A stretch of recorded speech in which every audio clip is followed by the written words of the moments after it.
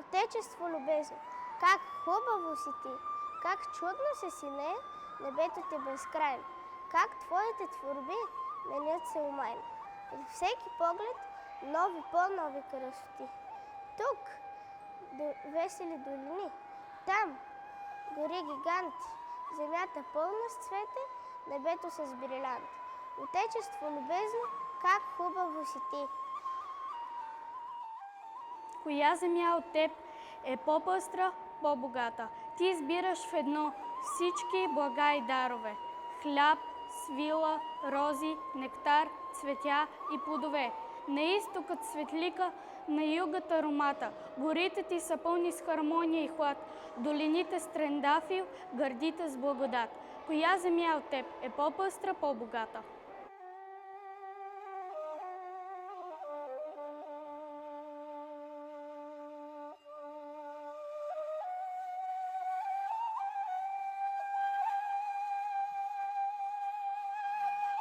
На теб, Българио, свещена, покланям песни си сега, на твоите ръце, кръв безценна, на твоята жалост и тъга, на твоите сълзи и въздишки, на твоите страсти и тегло, и на венеца мъченишки, кой грей на твоето чело. Прокуден тука, на чужбина, далеч от твоите гори, сърцето ми сега проклина тирана, който те мори. Приими те с песни, майко мила, от ек на жалостния ти зов и плод на сладката любов, с коя душа ми си пълнила. Приими те с песни, пълни с гнет, кът вихара, що пей по друма, ту жални, кът шумът на струма и като горския напев.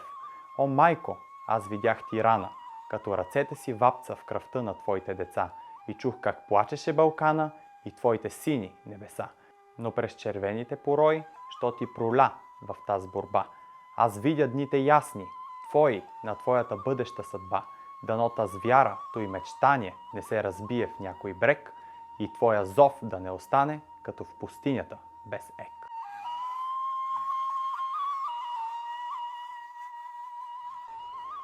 Питат ли ме дей зората, ме е огряла първи път?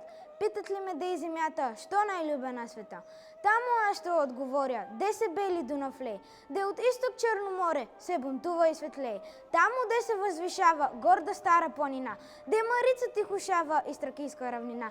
Де Вардар през полята мътен лей се и шуми, де на Рила грей главата и при Охридски вълни. Там роден съм, там деди ми не спочиват под земля. Там гърмяло тяхно име, в мир и браните поля. До чукарите карпатски е стигнала тяхната власт и стените, цари градски, са треперили тогас. Вижте Търново, Преслава, тия жални са ситни, на преминалата слава паметници са онни. Българио, драга, мила, земя пълна с добрини, земя, що си ме кърмила, моя поклон приеми.